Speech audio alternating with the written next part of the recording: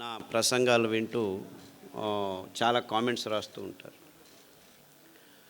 ఒకచోట ఒక అబ్బాయి నాకు జస్ట్ 23 ఓల్డ్ అబ్బాయి ఒక చిన్న క్లిప్ పెట్టాడు నా నెంబర్కి. బెంగళూరులో 23 ఓల్డ్ బాయ్స్ 2.5 లక్షల రూపాయలు అదేదో మోటార్ సైకిల్ కొనుక్కున్నారట. బుర్రని తిరుగుతున్నారు. సార్ చెప్పినట్టు హెల్మెట్ పెట్టుకోకుండా యాక్సిడెంట్ పాలయ్యారు. ఇద్దరికి తలకు ఏటైంది. స్పాట్, చనిపోలేదు, హాస్పిటల్లో కోమాలో ఉన్నారు. ఆ హాస్పిటల్లో ఇలా యాక్సిడెంట్ అయ్యి కోమాకు వెళ్ళిన వాళ్ళు ఇప్పటికీ 1000 మంది అడ్మిట్ అయితే ఒక్కరూ బయటికి రాలేదు. అందరూ పైకి వెళ్ళిపోయారు. 3 రోజులు, 4 రోజులు, 5 రోజులు ఐసీలో ఉన్న తర్వాత. సో ఆ డాక్టర్లు అందరూ అక్కడికి వెళ్ళిపోయారు, ఇంకేమీ లేదు, అందరూ పిలుచుకోండి అని చెప్పి వాళ్ళ ఇంట్లో అందరికీ చెప్పేశారు. 3 రోజుల తర్వాత ఒక అబ్బాయి చనిపోయాడు. ఇంకా 3 రోజుల తర్వాత ఇంకో అబ్బాయి ఇంకా చనిపోలేదని డాక్టర్లు అందరూ వెయిట్ చేస్తుంటే 6వ రోజు రాత్రి ఠక్కని లేచి కూర్చున్నాడు. ఇంకా 6 వారాల్లో బాగా అయిపోయాడు, నడుస్తున్నాడు.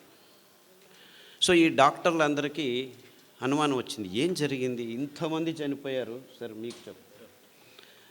ఆయన చెప్పాడు కదా, ఆరోగ్యం ఉన్నా యాక్సిడెంట్లో చనిపోతారు మీరు, జాగ్రత్త అని. ఇది జరిగిన విషయం. ఎలా బయటపడ్డాడు వీడు, 1000 మంది చనిపోయారు, ఇంత కోమాలో ఉన్నవాడు మళ్ళీ వెనక్కి వచ్చాడని వాళ్ళు అదే పనిగా పని కట్టుకొని ఎంక్వైరీ చేశారు. వాళ్ళ ఇంటికి వెళ్ళారు. వాళ్ళ అమ్మ నాన్నని అడిగితే, మా అబ్బాయి యూట్యూబ్లో డాక్టర్ ఖాదర్ ప్రసంగాలు విని గత 2 సంవత్సరాలుగా సిరిధాన్యాలను మాత్రమే భోంచేస్తున్నాడు.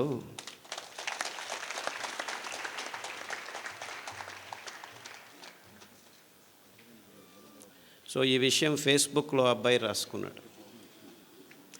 అంటే నేను ఆయన చెప్పిన దానికి తద్విరుద్ధంగా చెప్తున్నానని కాదు, అందరూ హెల్మెట్లు వేసుకొని ప్రయాణం చేయండి, కానీ యాక్సిడెంట్ అయినా కోమా అయినా మీరు సిరిధాన్యాలు తింటూ ఉంటే బతికి బయటపడేదానికి దారి ఉంటుంది అని మీకు ఈ ఘటనతో చెప్తున్నా.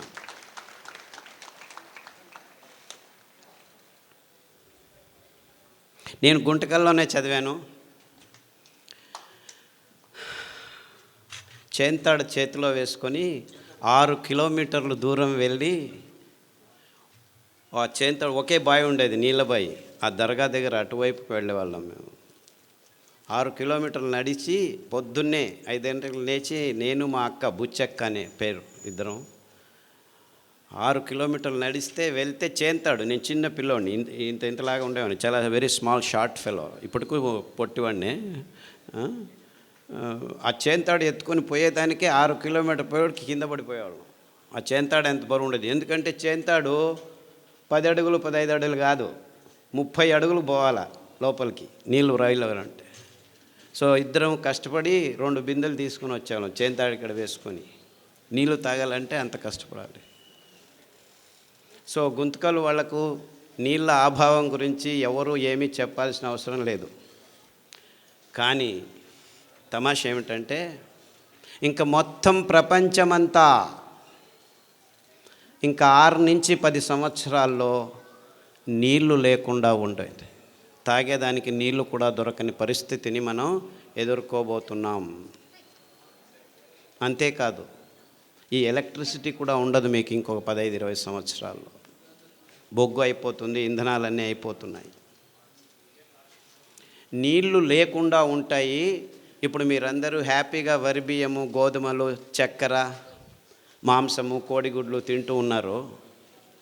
ఇది తింటూ మీకు ఆరోగ్యం వచ్చింది అనుకున్నాం, అందరూ బాగానే ఉన్నారు అనుకుందాం, రోగాలు లేవు అనుకుందాం, ఎవరికి బీపీ లేదు, ఎవరికి డయాబెటీస్ లేదు, ఎవరికి క్యాన్సర్ లేదు, ఎవరికి హెచ్ఐవి లేదు, ఏమీ లేదు, అందరం బాగున్నాం.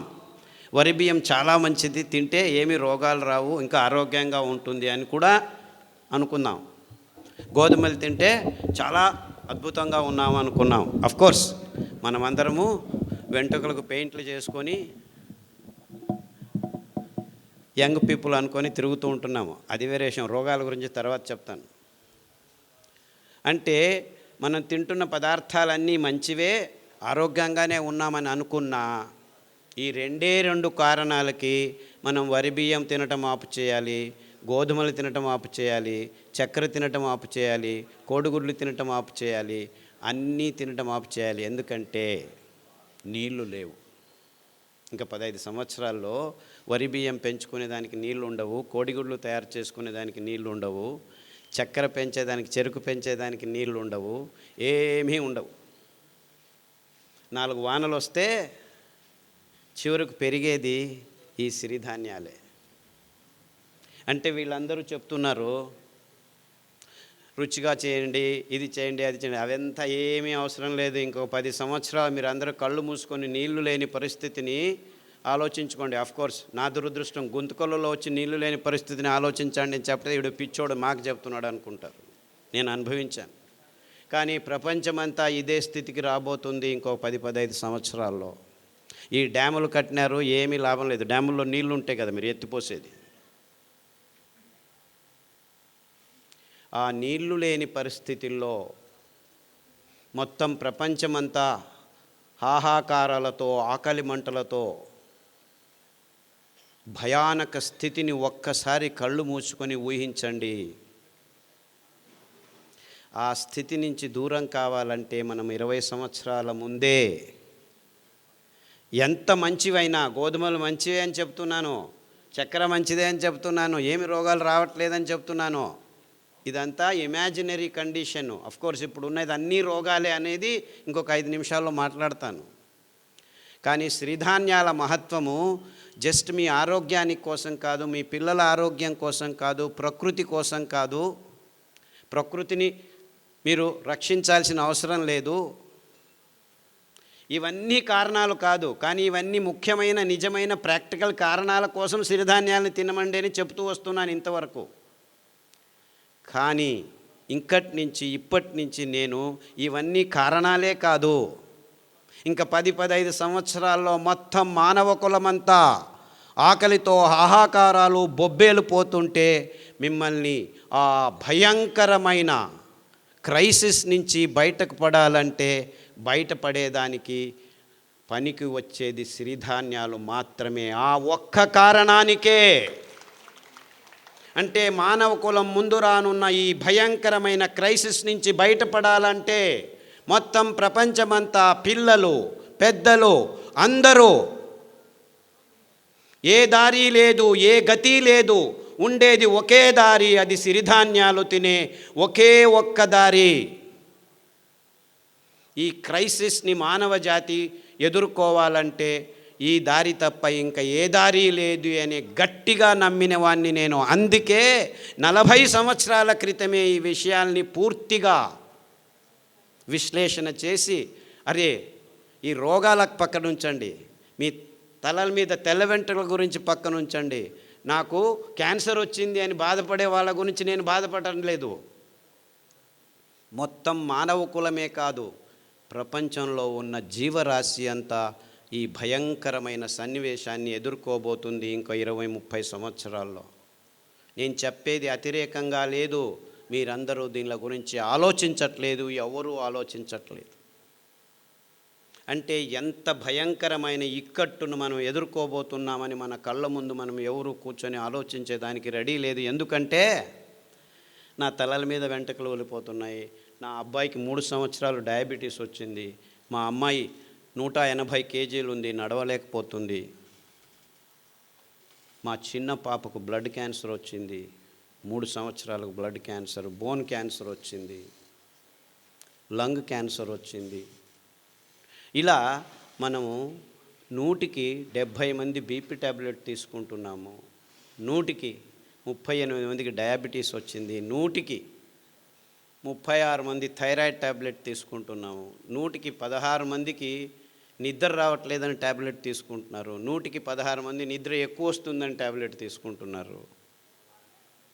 ఇలా ఎన్నెన్నో కారణాలు ఉన్నాయి, ఎన్నెన్నో రోగాలు ఉన్నాయి. హెచ్ఐవి వచ్చింది, ఎస్ఎల్ఈ వచ్చింది, ఐఎస్ఆర్ వచ్చింది, ఐబిఎస్ వచ్చింది. ఇలా అక్రానిమ్స్ పెట్టుకొని 185 రోగాలను లిస్టు చేసుకుంటున్నాము. ఈ రోగాల పేర్లు వినాలంటేనే భయం అవుతుంది. రోగాలు వస్తే ఇంకెంత భయమో. అది ఇంతకుముందు డయాబెటీస్ 100కి 5 మందికి 10 మందికి వచ్చేది, 50 సంవత్సరాల పైన వచ్చేది. ఇప్పుడు 5 సంవత్సరాల లోపు పిల్లలకే 100కి 5 మందికి వచ్చేసింది.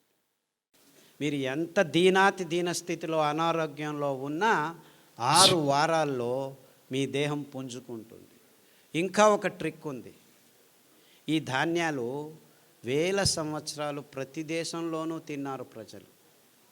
మీరు అనుకున్నట్టు మన దేశంటి కాదు ఇవే, మన దేశంలోనూ ఉన్నాయి, వేరే దేశాల్లోనూ ఈ భోజనాలే చేస్తూనింది ప్రజలు. ఇటాలియన్ మిల్లెట్ అంటారు ఏదాన్ని, కొర్రల్ని. అండు కొర్రల్ని అమెరికన్ మిల్లెట్ అంటారు. ఆఫ్రికన్ మిల్లెట్ అంటారు లిటిల్ మిల్లెట్ని, అంటే సామెల్ని. ఊదుల్ని జర్మనీస్ మిల్లెట్టు, జాపనీస్ మిల్లెట్టు, రష్యన్ మిల్లెట్టు అంటారు.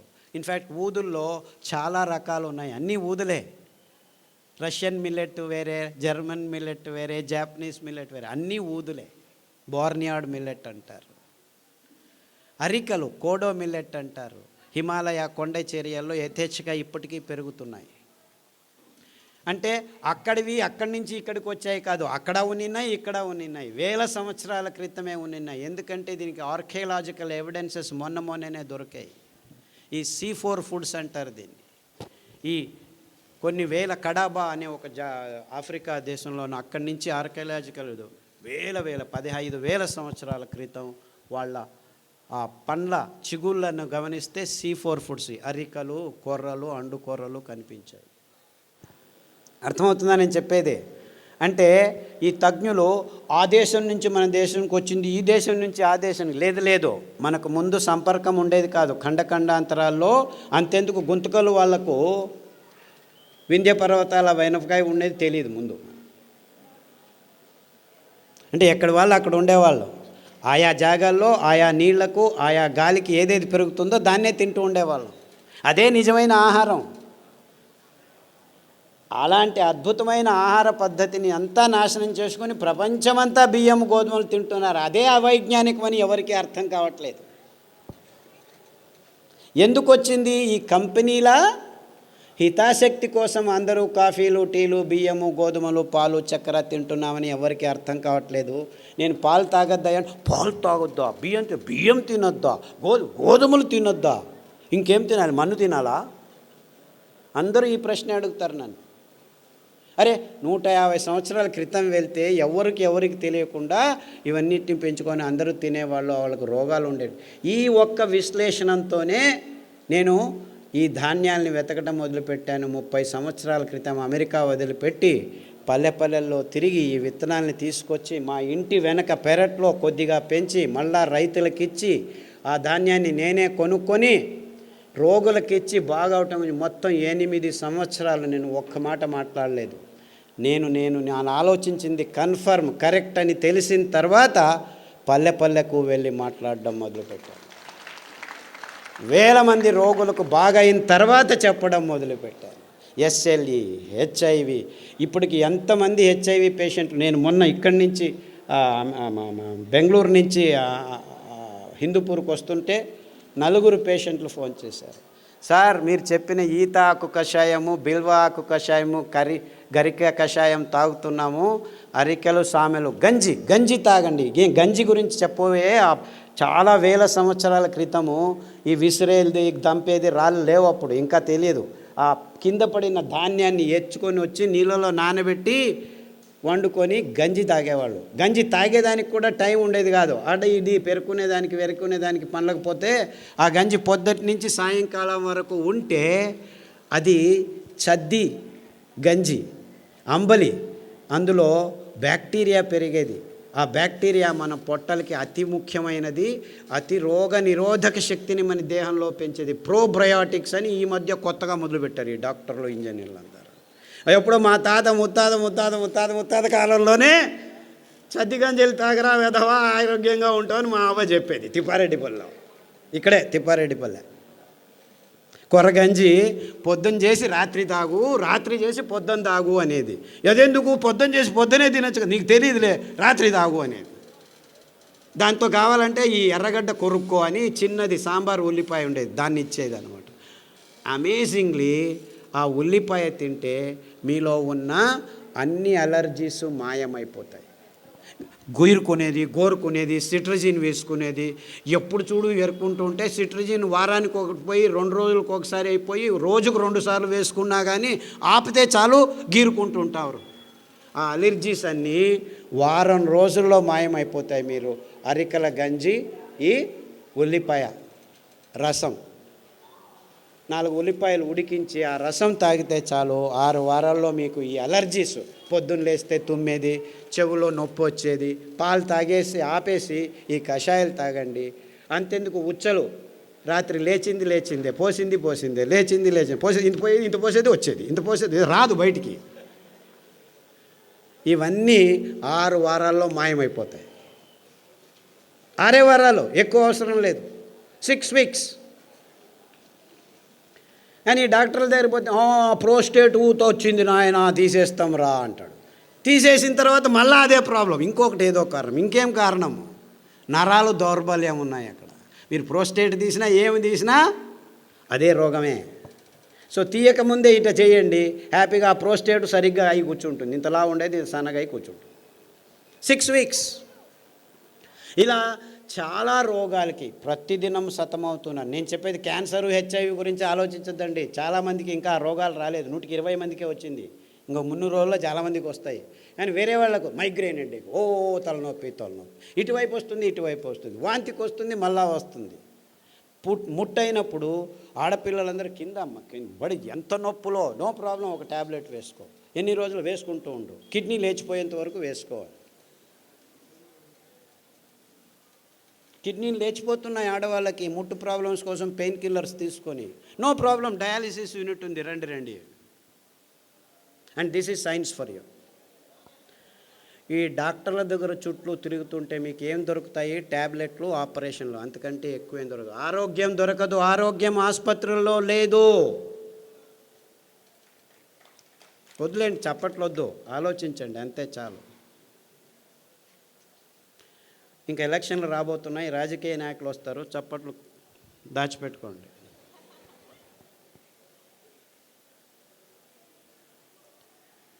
ఎక్కడుంది ఆరోగ్యం? మన కొర్రల్లో ఉంది, మన కానుగ కషాయంలో ఉంది, మన పారిజాత పువ్వుల్లో ఉంది, మన రావి చెట్లల్లో ఉంది, మన కానుగ చెట్లల్లో ఉంది, అండు కొర్రల్లో ఉంది, ఊదుల్లో ఉంది. ఇంత అద్భుతమైన పదార్థాలు మీరు ఏమైనా డబ్బు ఖర్చు పెట్టాలా?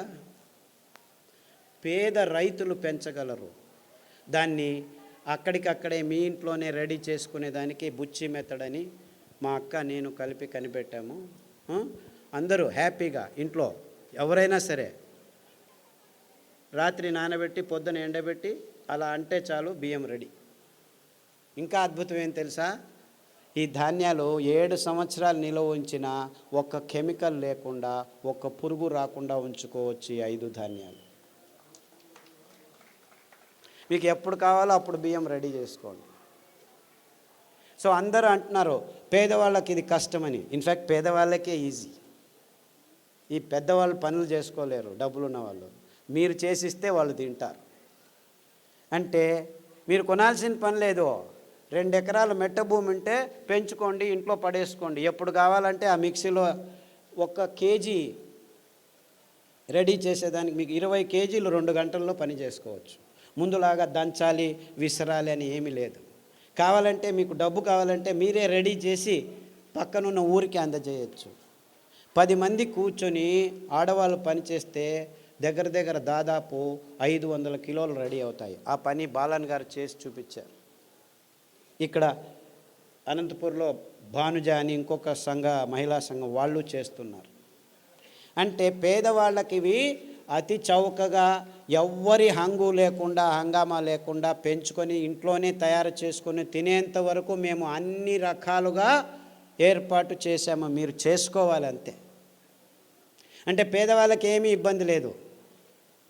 ఇంకా కొనుక్కునే వాళ్ళకే 100 రూపాయలు ఆ కేజీ, 150. యాక్చువల్లీ రైతులకు మీరు 10 రూపాయలు, 11 రూపాయలు మధ్యవర్తులు తింటున్నారు మధ్యలో. అయినా కానీ 100 రూపాయలు ఇచ్చి కొన్న 1 కేజీ 10 మంది తినొచ్చు మీరు. ఎందుకు? ఇందులో పీచు మధ్యలో ఉంది. నానబెడితే రాత్రి నానబెట్టి పొద్దున వంట చేస్తే 1 కేజీ బాగా వికసించి అరలితే మీరు 10 మంది తినొచ్చు అనమాట. అదే బియ్యం అయితే వరి బియ్యము కేజీకి 4 తిని ముగించేస్తాం అనమాట. అంటే 1 కేజీకి 4, ఇక్కడ 1 కేజీకి 10 మంది, వీడు 30 రూపాయలు కేజీ అనుకో, 30 × 2.5 కేజీలు అంటే అది అంతే అయింది కదా. ఆ బియ్యం తిన్న తర్వాత మీరు ఎక్కడికి పోతున్నారు? ఆసుపత్రిలో చుట్టూ తిరుగుతున్నారు. ఈ బియ్యం తింటే మీరు రైతుల దగ్గరికి వెళ్ళచ్చు. అంటే నిజంగా మీరు ఎవరి చుట్టూ తిరగాలి? ఆరోగ్యం కావాలంటే ఎవరి దగ్గరికి వెళ్ళాలి మీరు? ఇన్ఫ్యాక్ట్ నిజంగా మనకు ఆరోగ్యం కావాలంటే ఆ రైతుల వైపు మన ముఖం చూపించాలి, వాళ్ళను గౌరవించాలి. వాళ్ళు పెంచే ధాన్యానికి విలువ ఇచ్చి భక్తితో తీసుకుంటే వాళ్ళు బాగుపడతారు, మనము బాగుపడతాం. అర్థమవుతుందా?